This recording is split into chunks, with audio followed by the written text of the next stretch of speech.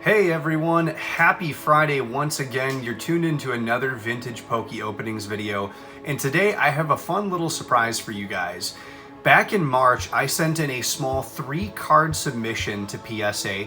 This was the most amount of money I've ever paid for a PSA submission. It was a regular submission, and at that time, it was right after they had increased the prices, so it was $100 a card to submit.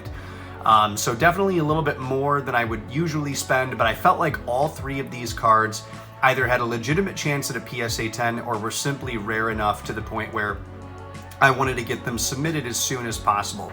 So we're going to take a look at these 3 cards today and see if we can get any PSA 10s. All right.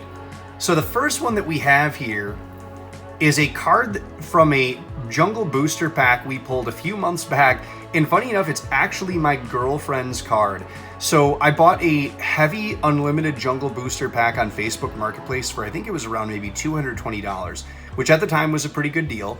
And my girlfriend was itching to open a vintage pack. She hadn't done so in a really long time. And so I actually sold her the pack. She opened it and pulled not only a no symbol holographic, but probably the most valuable no symbol holographic in the set. For those who don't know what I mean when I say no symbol holographic, you'll notice that the typical jungle icon that would display to the bottom right of the Vaporeon image is not there. This was a very rare error print run of the jungle set in which that logo was misplaced. There is really no way to tell what pack is going to have a no symbol holo, so this makes them extra special in the Wizards of the Coast era. Just a beautiful card. And as I've been flashing it, you'll notice that there really are no print lines whatsoever. That differs from the Vaporeon I pulled out of a theme deck a few months before that. That one, while it had really nice centering, did have a print line. The one drawback on this card is you can see the centering on top is way thicker than on the sides, and especially on the bottom. And if you look at the back, it's kind of the same thing, really heavy on top and kind of thin on the bottom. So I projected this to get a 9, and it looks like I was correct. It is a mint 9, so still an awesome grade for such a rare and valuable card. You could make the case that, especially if this would have been a PSA 10, but even without a PSA 10, this may be the rarest card we've ever pulled at VPO. So very, very cool. Hope you guys enjoyed seeing that. I know my girlfriend was definitely happy to have her first ever graded card be a no symbol Vaporeon. The next card that we have here, if you're familiar with Pokemon around the year 2000 at all, you know exactly what this is. This is the holographic Ancient Mew promo card from Pokemon the first movie. Now, I bought this, I'm trying to think, I might have just bought this card straight up. I know it was sealed, but I can't remember if I bought it in a package deal or what it exactly was. But I bought this, and when I opened it, I thought it had a legitimate chance at a PSA 10. And I think these run somewhere in the ballpark of around $600 in a 10. So you can see on the front, the only real blemish it has is the centering is a little bit skewed. You'll notice that the left border is a little bit thinner than the top, the right, and the bottom.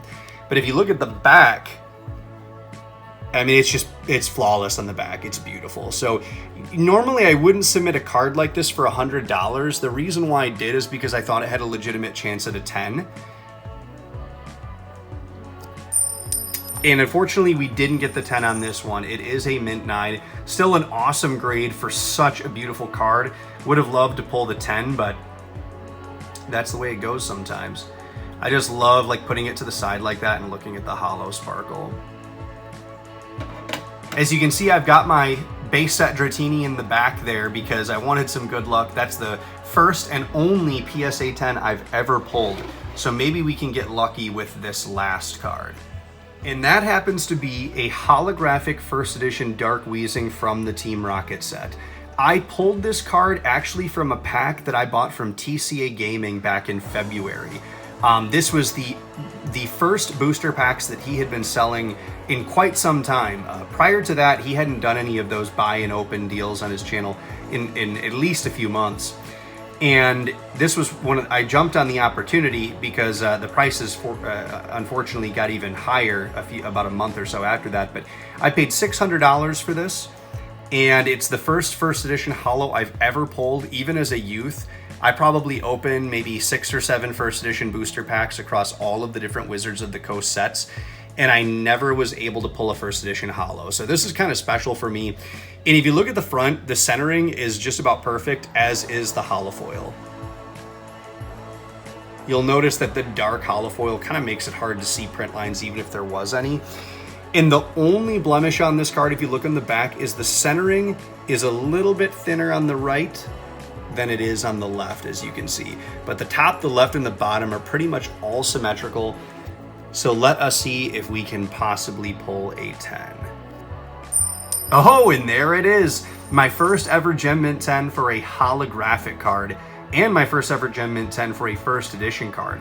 So we kind of killed 2 birds with 1 stone there. So this one is definitely going to be a special addition to my collection. I know it's not the most valuable card from Team Rocket, but I did pull it from TCA Gaming, which was an awesome experience.